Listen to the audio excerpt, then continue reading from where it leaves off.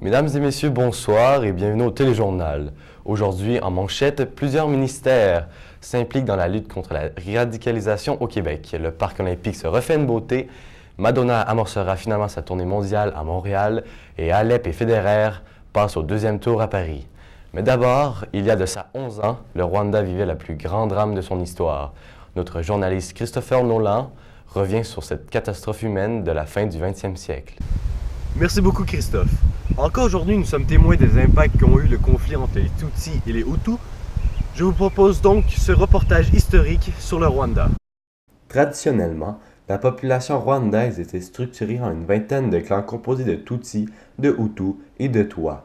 Chaque clan avait un chef, le Mwami, issu d'un lignage patriarcal.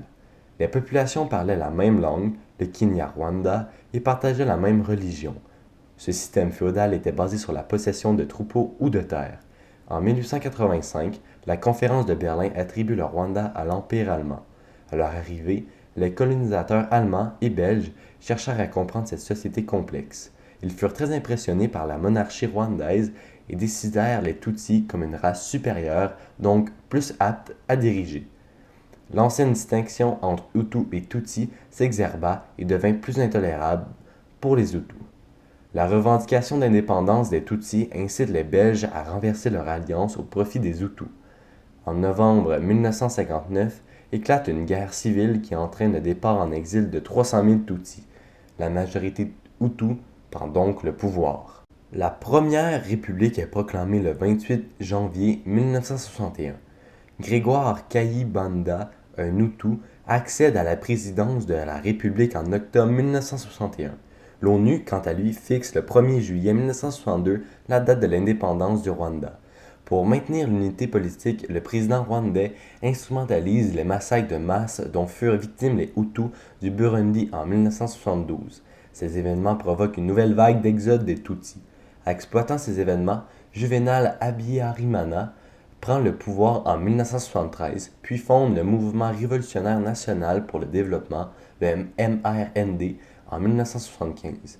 Les exilés Tutsis s'organisent en Ouganda et créent le Front patriotique rwandais, le FPR, en 1987. Le 15 octobre 1990, l'ambassadeur de France au Rwanda, Georges Martre, adresse un télégramme dans lequel il mentionne le risque d'un génocide contre les Tutsis. La MINUAR, mission de paix de l'ONU, sera mise en place en décembre 1993 pour aider la concrétisation du retour des Tutsis. Les médias gouvernementaux rwandais joueront un rôle significatif de propagande anti-Tutsi avant et durant le génocide de 1994. Le 6 avril 1994, à 20h30, le Falcon 50 qui transportait Habyarimana est abattu à Kigali à cause de 2 missiles qui ont été tirés d'un point situé près du périmètre de l'aéroport. On ne sait toujours pas qui a tué Habyarimana ni pourquoi. Par contre, tout juste après le crash, les premiers massacres ont débuté. En quelques heures, des barrages routiers tenus par des miliciens sont mis en place dans les rues de Kigali. Des listes de Tutsis importants et d'opposants Hutus sont dressées pour les éliminer. En 100 jours, d'avril à juin 1994, le génocide fait près d'1 million de morts des Tutsis en très grande majorité. Pendant toute cette période, les forces du FPR poursuivent la guerre et progressent par le nord. La capitale, Kigali, est reprise le 4 juillet.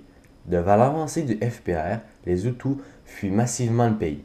L'exode massif de juillet à août chasse du pays un peu plus de 42% de la population. Dans les camps de réfugiés, la situation humanitaire est catastrophique. Dès le 17 juillet, le pays est contrôlé par le FPR à l'exception de la zone humanitaire sûre installée par la France dans le sud-ouest du Rwanda. Le 18 juillet, le FPR annonce la fin de la guerre et déclare le cessez-le-feu. Le 19 juillet, un nouveau gouvernement d'union nationale est investi. Pasteur Bizimungu, une figure importante parmi les Hutus du FPR, est désigné président de la République et Paul Kagame devient vice-président et ministre de la Défense. À la fin de l'année 1994, les réfugiés rentrent massivement. En 2000, le pasteur Bizimungu démissionne.